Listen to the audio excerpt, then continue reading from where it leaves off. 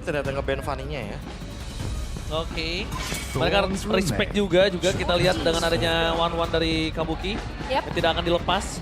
Dan melihat permainan dari Onyx yang mereka bisa berdansa dengan Lancelot. Padahal ya, aku sempat melihat beberapa kali, sekitar 2 kali kalau nggak salah, Lancelot Kairi itu sempat dipatahkan. Ya itu salah satunya pas ini ada Baxia pick dari Alterigo. Iya. Ya makanya ini Coach Adi, Coach Cewek itu udah punya referensi ya. Say thanks to Alterigo terutama buat Onyx. Karena mereka sekarang udah nge-ban Baxianya, mereka tahu ini adalah hero yang bisa mematahkan setup mereka di early game. Jadi mereka pengen tetap stabil di early game-nya. Ya, kita tahu ya bagaimana bahayanya Baxia sendiri. Dan sekarang Fredrin, satu hero yang memang selalu dibawakan untuk beberapa match terakhir di tangan seorang Joe. Meskipun menurut aku juga belum terlalu maksimal dengan Fredrinnya, tapi tetap hero nyaman akan cukup dikhawatirkan. Dan ngebuka Juzin yang bisa langsung menjadi prioritas. Tapi Hayabusa, Harit, Ini adalah salah satu pick yang sangat langsung confident. Ini bukan tanpa alasan, Evin. ya. Sosok dari Zuxin itu kalau ketemu Hayabusa, itu Wah. kayak serasa menyebalkan. Dan Iya, ngomongin ke arah dia pakai Purify, ini tuh udah jadi opsi terakhir gitu loh. Benar. Dan sekarang dilengkapi dengan Poveus dan juga hadirnya Moskov ya. Tipikal hero-hero yang bisa dibilang punya mobilitas yang tinggi. Dan cukup secure sih dengan split push yang nanti bisa dibawain oleh Moskov kalau misalnya amit-amit ya. Mereka gagal di arah early game. Wah, nikmat banget.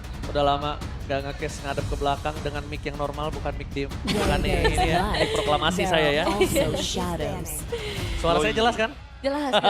Jelas. Kita nggak lagi online kok. Oke. Kita sebelahan. Sebelahan nih. Tapi Sans dengan Loui, Wah. ini yang selalu gue pertanyakan ke Profesor KB. Iya. Prof, kenapa dia bisa sepower itu sih pakai Loui? Oke, Hijumi power banget juga, kita tahu.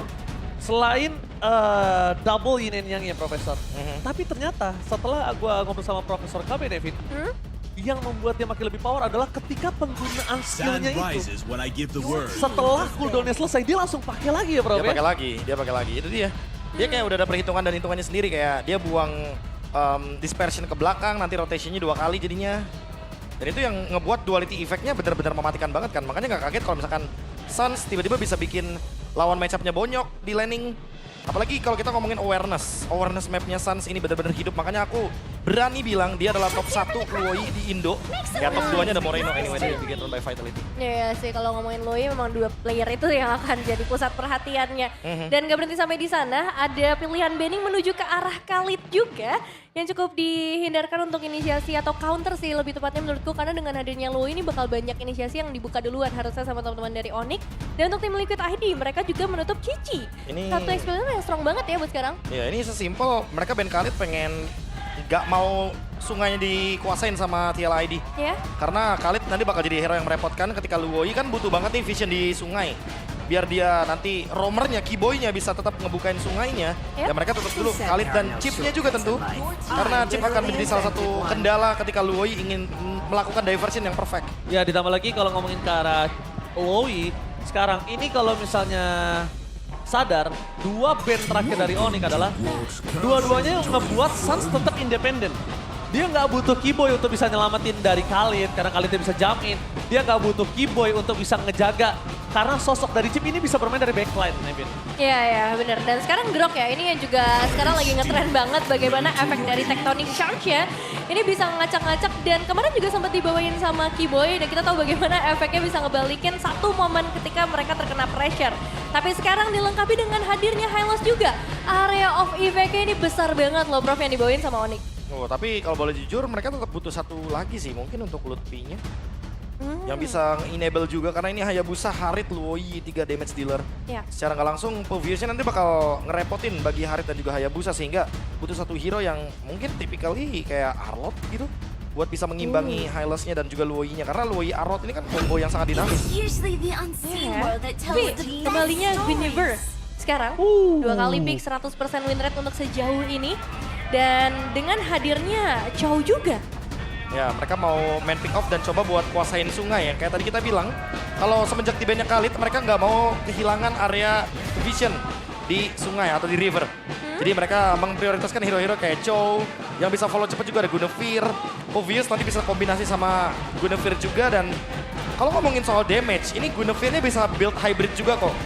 Mungkin dia tetap bakal bikin brute force, tapi dia bakal punya concentrated energy juga. Wow, tapi lapu-lapu ini bisa dibilang menjadi salah satu hero yang sekalipun Guinevere-nya dapat siapapun Nevin, Yep. ini yang nambel lapu-lapunya damage-nya. Backline-nya bakal ditutup. Jadi masuk sendirian atau maksimal pun nanti hanya ada Popheus dan juga Guinevere Profesor. Ya, sejujurnya early game dari tim Liquid ID ini sangat rapuh sekali untuk damage-nya. Mereka minim banget dari segi damage. Mereka Yeah. hanya mengandalkan mungkin Molten Essence atau bahkan ya Spatial Migration dan juga gerakan dari Guinevere-nya untuk bisa memaksimalkan bagaimana level dari jungler. Iya, Yes. hero-hero yang emang cukup lebih balance sih kalau kita ngelihat dari Onyx ya. Apalagi secara defensif pun mereka harusnya cukup power karena area of effect-nya yang sangat besar. Tapi tidak ada yang tidak mungkin di EPL Indonesia. Mampukah tim Liquid berhasil mendapatkan poin atas Onyx atau sang raja tetap di atas langit? EPL Arena, mana tepuk tangannya? Let's go to the lane of down. Wow, itu dia teriakan yang kita rindukan juga pastinya. Tapi sekarang masuk ke dalam game yang pertama. Game yang benar-benar dinantikan.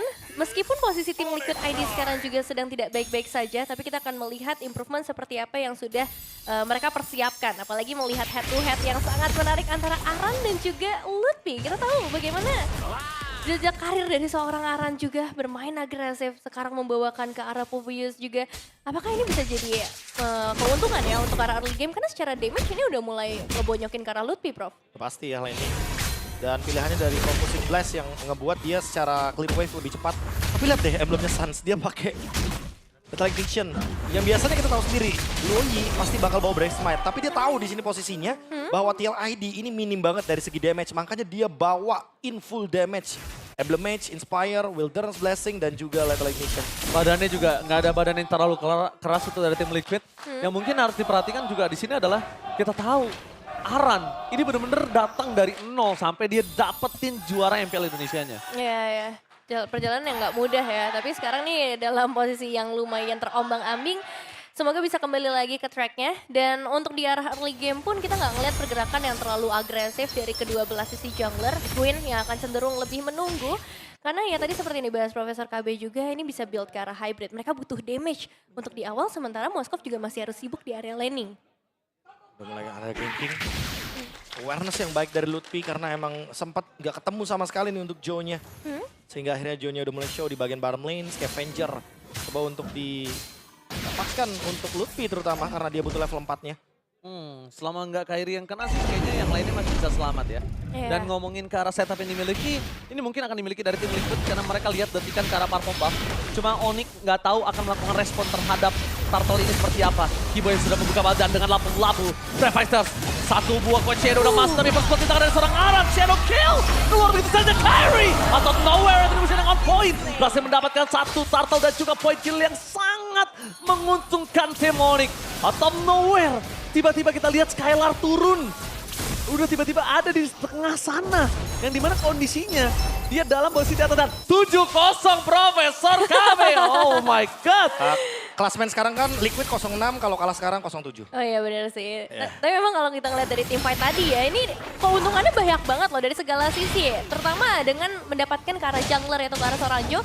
Dan mungkin nggak berhenti sampai di sana karena pressure di area XP akhirnya udah bisa dipegang yang tadinya dipegang sama Aran. Itu tadi sih mungkin karena dari start awalnya ya mereka juga agak-agak bingung targetingnya mau kemana dulu karena Hylos-nya udah dateng, Lutfi-nya juga udah dateng. Lapu-lapunya langsung engage ke belakang dan Aran jadi korban pertama itu udah pasti bakal buyar banget. Bakal instan dan Bakal instan untuk bisa dive, kayaknya bakal mudah banget karena gak ada yang bisa menghadang dia. tapi tim Liquid masih punya Chevin. Lihat Chevin berhasil mendapatkan voting terhadap Liquid.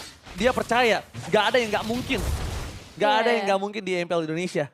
Dan ini kita bakal melihat apakah 5 caster lain akan ditampar langsung oleh tim Liquid apa kembali lagi. Kenyataan memang sepahit itu kalau Onyx tetap berada di atas langit. Ya, kita seringnya ditampar sih ya, tapi nggak tahu untuk yang kali ini akan jadi seperti apa. Karena sebenarnya untuk 3 menit yang pertama, keunggulan yang dipegang sama Onyx pun masih belum terlalu jauh, kecuali di area top lane.